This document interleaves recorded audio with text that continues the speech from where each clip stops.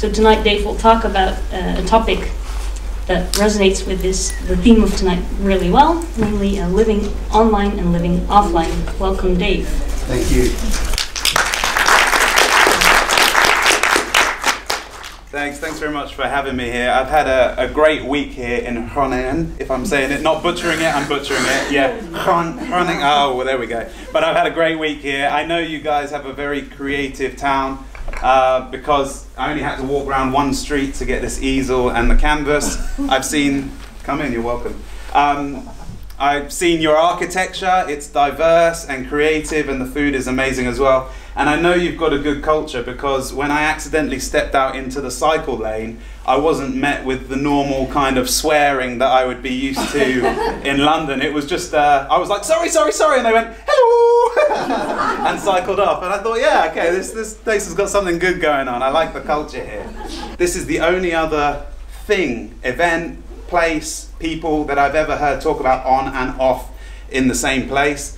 And so I actually think it's the most important subject for our generation to be engaging with, to really think about critically. And so that's why I've come all the way over from London tonight to be a part of it with you, because I think it's really, really important. So about 18 months ago now, I conducted a one-year experiment where I decided to go and live in a hut in a Sussex woodland down near Brighton. When I was in there, there's no phone, no internet, completely cut off from the world that I'm very used to. And then on weekends I'd go see my family and connect back into the online world. And I wanted to just see what would happen to me. I didn't go in with any particular goal. I wasn't trying to achieve anything. The only thing that quite quickly I ended up committing to doing was making once a week I would film one day and release that on YouTube as a way of connecting the two worlds together. I guess it didn't really come out of the blue. When I look back on it now, I can see that there was a number of ingredients that kind of had gone in my path leading up to that point. The first of which is that when I sold my first internet business when I was 21, I was lucky enough to pay off half of the mortgage. That I owned a normal semi-detached house with my friend in Surrey. And I built a log cabin in the garden, 6 meters by 5 meters, living room, bedroom, bathroom. And I still live in that when I'm not in the woodland to this point now. You know, 21, okay, it's a fad. 25, okay, he's still not settled down. Maybe that's just, you know, he's still having a bit of fun. When I got close to 30, when I got close to 30, I realized, oh, maybe this is actually something that's a part of me. Maybe I just like living this way. And when I was 29 and I realized, oh shit, I've got 1 year to go before I'm 30, is there anything I need to do? And I realized I had something to settle with the big man upstairs. I had to figure out what I really think about the creation and the creator. And I went to Costa Rica, a place where I was told by a few friends there wouldn't be too many advertising messages, or the poverty wasn't too bad that I would get distracted and think about the problems. There wasn't going to be an interesting place where I would meet people I could network with. It was just a place to be alone. I didn't take any books, I took no phone, and that was where this kind of off-grid space emerged for me for the first time. I went to the Costa Rican rainforest in the bottom left in the Osa Peninsula, and it was called the Corcovado Rainforest. It's the most biologically diverse place on the planet, 2.5% of the world's biodiversity in one canopy. And for me it was kind of like a pilgrimage, going to this like hub of biodiversity. And I guess, you know, that's ended up being what I called the name of my project, the Corcovado Project. And I think the third ingredient after I went there was I went to live in San Francisco for a year whilst I was running my old company, trying to get it acquired by one of the big tech firms in the valley. And a few things happened. I fell in love with the mind there. I fell in love with the landscape there. Also, I met some very influential people in my life. One guy had sold his company for 800 million to PayPal, and he had 700 million in cash. And he was the first person I'd ever met that was really operating without constraint. He wasn't interested in the game anymore. He wasn't trying to get more friends or get more money or get more status. He had kind of gone way past the game and was now just thinking about the future of humanity. He was thinking about the long run future. And I suddenly realized how framed we all are in our thinking. Even in the most strategic roles in politics or business, we can only afford to think 3 to 5 years ahead, which gives you a completely different conditioning on your mindset than when you've got $700 million and thinking about the future of the world at large. And so I had 3 options really. Like, after I spent 2 days with him, like, do I just forget about this and go back to my normal life? Do I set out to try and make $1 billion like he did and probably take 12 lifetimes to do it and still fail? Or do I just pretend to myself that I'm kind of a billionaire and just begin to think and act with that kind of freedom of mind that I saw him working with? So I decided to attempt to do the third. I didn't really tell anybody that's what I was doing because people might have thought I was going a bit too lally, but essentially that was the mind experiment for myself. And so I married that with a realization that I don't need to do many things in my life, but the one thing I felt I did need to do was to make sure that as and when, thankfully they're still well, but as and when my family and my parents, you know, come towards the end of life, I want to be there, I want to be present, I don't want to be settling somewhere else and struggling to engage with them to repay what they gave me as a kid and still give me now. So I was like, I need to go find a space, an office for this mindset back in the UK, and that's what led me to the woods. I'm going to show you a little clip now which takes us into a 35-minute film I made about the transition of the seasons whilst I was in the woods.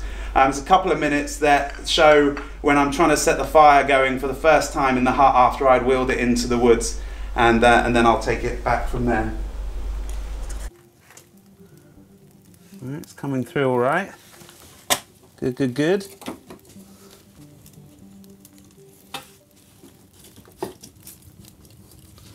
Ooh, I think I put this one on here, like that. Oh, that makes a nice sound. Or do you want oxygen coming in the bottom? I don't know. I just don't know. Do you know? I don't know. It's still a light though, something's happening.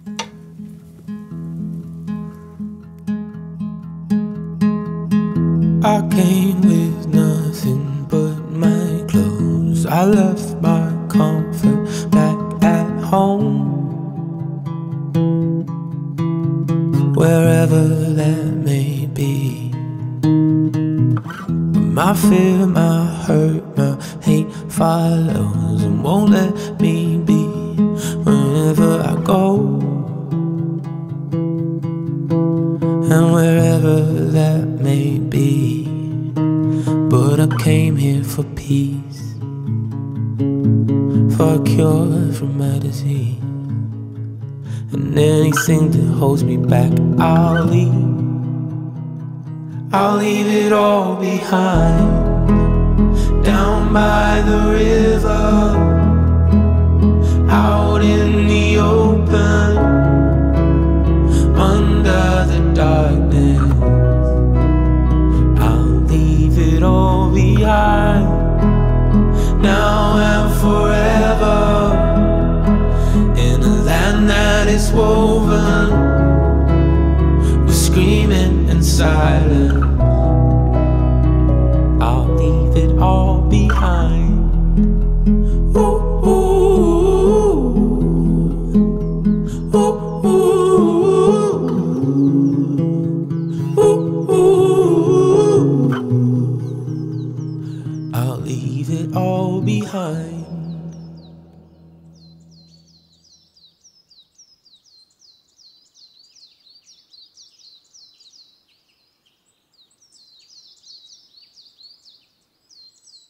One of the things I did not expect about being here in the woods is that it's totally tuned my ears in a way that I couldn't hear things before.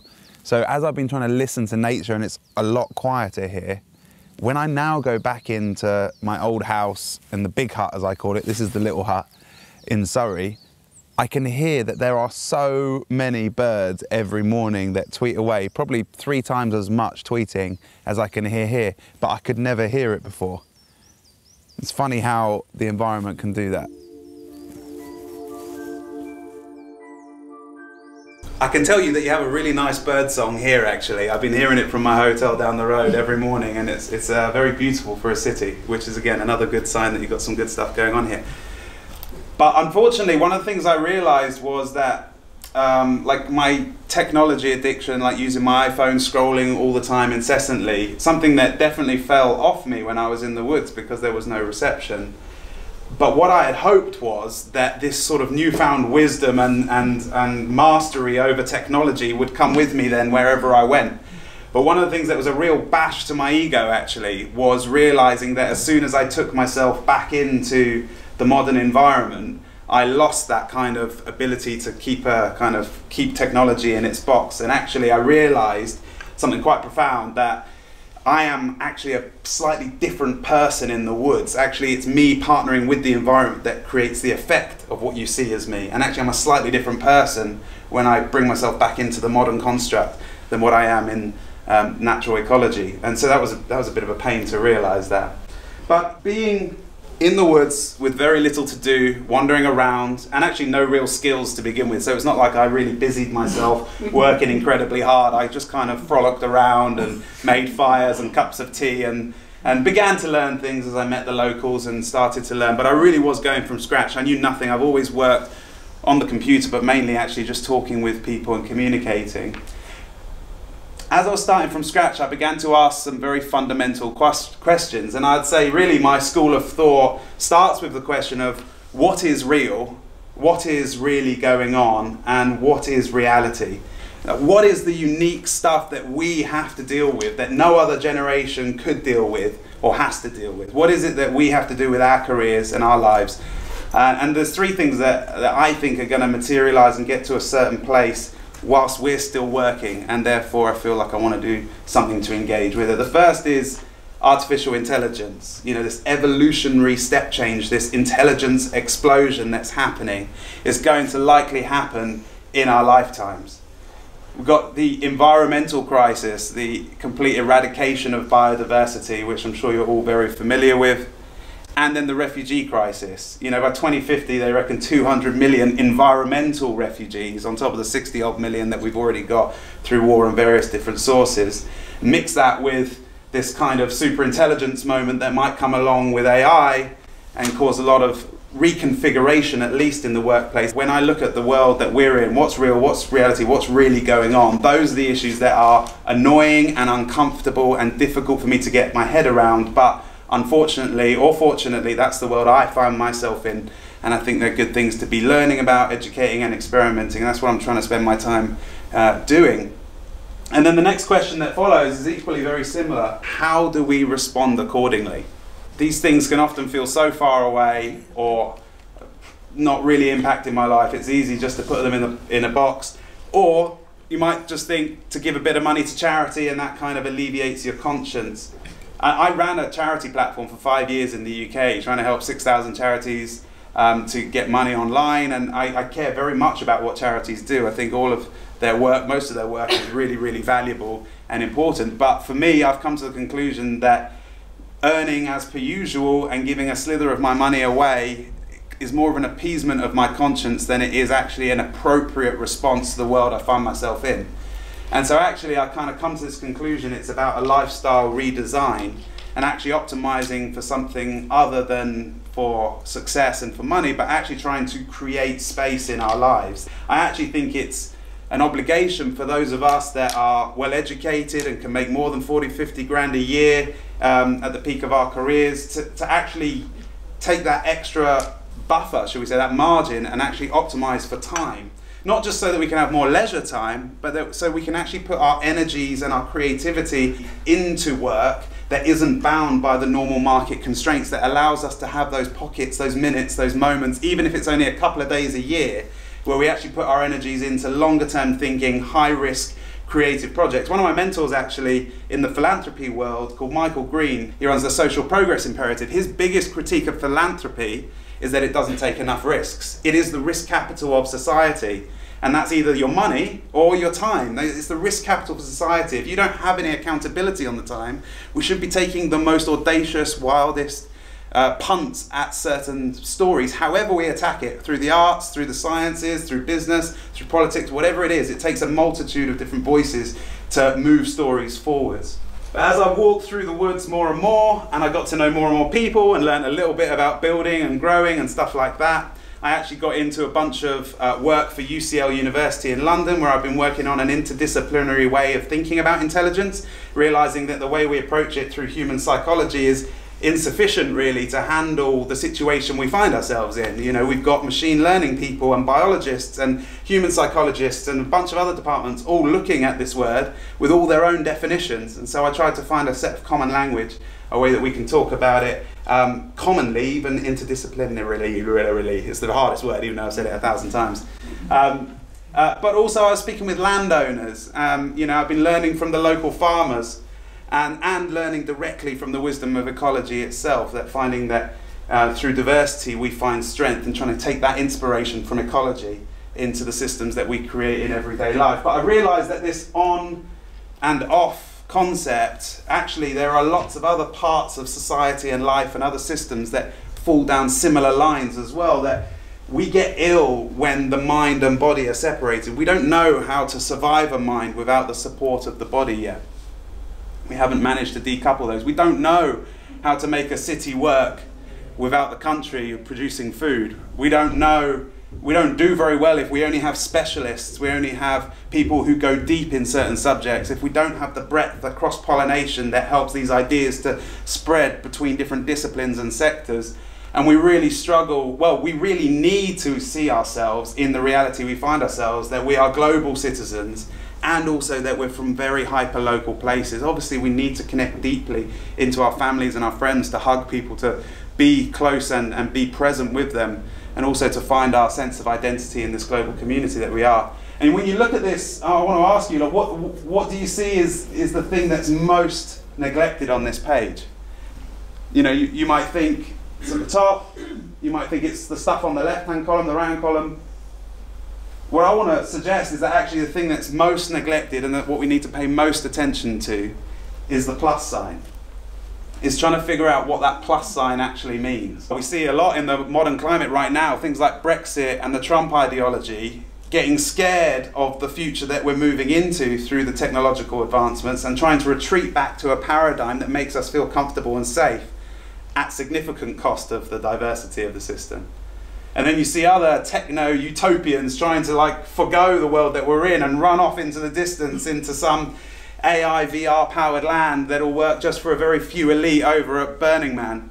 And that won't be any good either. And so for me, it's about finding, what does this relationship really mean? Sometimes I see on and off written on/off, as if it's one and then the other, or it's kind of an or. That's not what it is. We can't afford to just have that approach either. It needs to be a plus, not just doing one and then forgetting it and then doing the other, but actually doing one and then seeing what emerges from the depth of an experience in the analog biological presence, maybe then sharing that into the internet and getting a breadth of response and collaboration, then taking the learning from that and injecting it back into a deep and present experience. It's when we refold the learning and creativity from each side of this equation that we get more than just 1 + 1 = 2. That's where we get these emergent properties. That's never been a privilege for any other generation to experience. And I feel this on a weekly basis as I go deep into the woods, have long conversations with people from universities, business leaders, media leaders, and then bits filter through and I populate them through my vlogs or podcasts or whatever it might be onto the internet. You get the comments and response, and then you find different people are beginning to implement that in their hyperlocal scenarios. It's that mashing between the two and trying to build the habits of what it really means to nurture the plus. I mean, I don't have all the answers for this. What does it mean in your jobs, in your lives, to really think about how to do that well? They're very different things to try and go broad and to try and go deep in the same moment. But if we can oscillate well between the two, then we can get an incredible richness and value that is absolutely unprecedented. My hut's grown a little bit, as you can see. No, it's not really mine.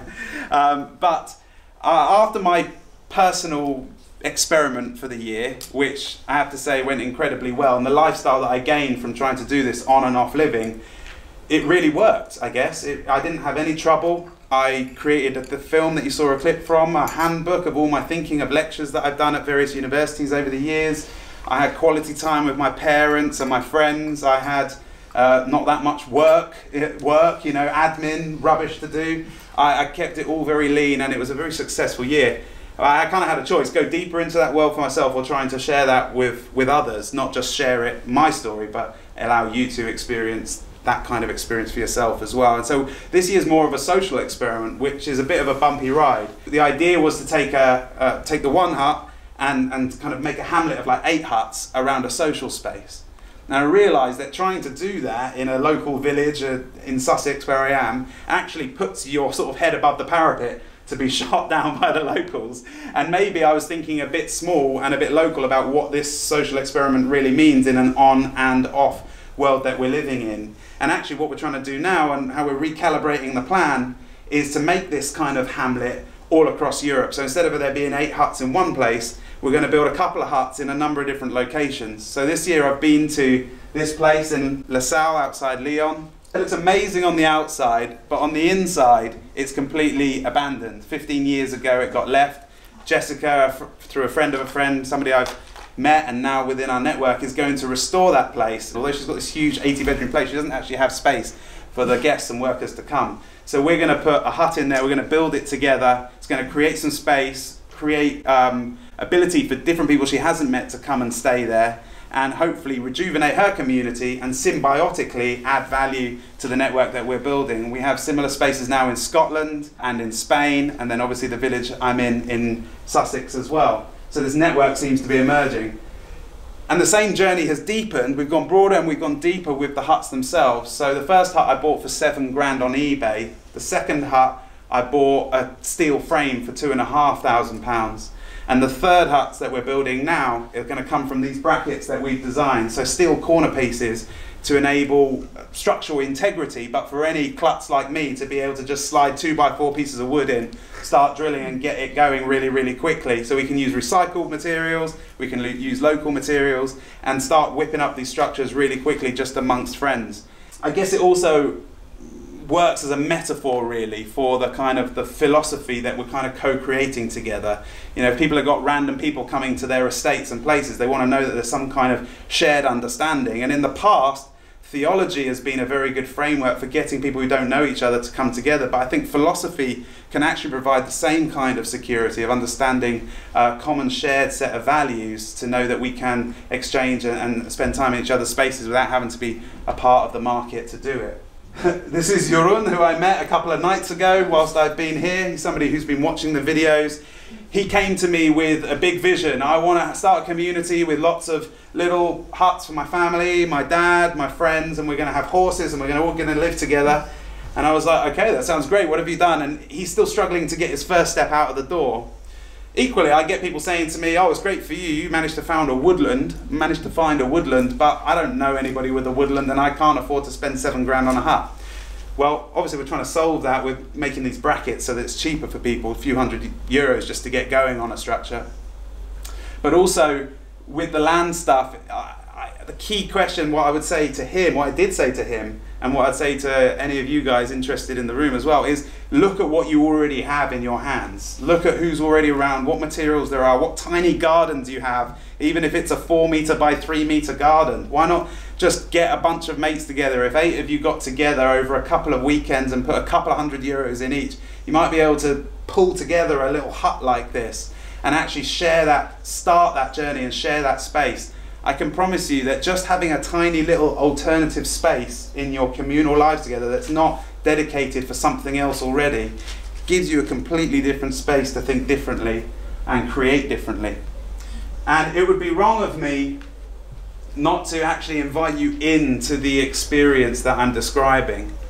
And so for a couple of minutes, just for 1 minute now, I wanna ask you just to think about your lives, think about what really matters to you, whether you are happy with the response you're making to what matters to you, and what you might have in your hands that you might have overlooked in the past. And then we'll see where we go from there. But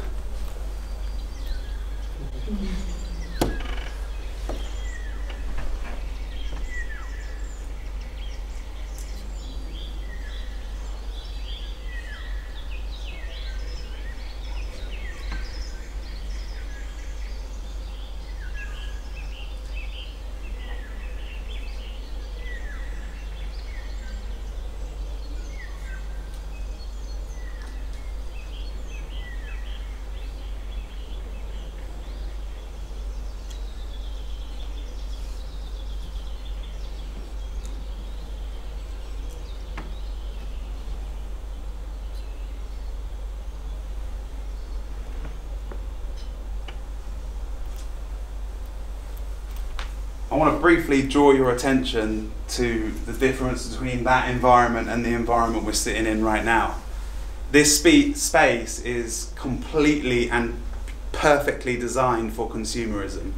It's built for you to just consume whatever perfect piece of creativity has been put up on the screen in front of you, to be drinking your beer. It's inconvenient if you want to move around, make noise for others around you, you'll get told to shut up. It's inconvenient if you want to go to the toilet and have normal bodily functions. You're designed specifically to consume, and in a way I think this is a little bit like what modern life is designed for. It's for a particular function, to keep you looking in a particular way, to do a particular thing that you came there for. And that's fine if you're only wanting to consume, but when I'm asking you to think for yourselves, potentially asking you to contribute something to the room, you realise all of a sudden you're kind of fighting the design of the environment. A space like that invites you to collaborate, to co-create, to garden, to grow together. And I think this is kind of almost sums up the difference between the design of the two spaces and why it's so different for me when I think in there. I'm not having any original thoughts whilst I'm in a space like this or in any kind of city, to be honest with you. I'm cashing in on creativity that I've found whilst I've been within the intelligent design. But I'm assuming I've got a couple of minutes left. 1 minute left. That is very, very sad. In your art shop in Groningen. Did I say it better that time or not? Yeah. Yes.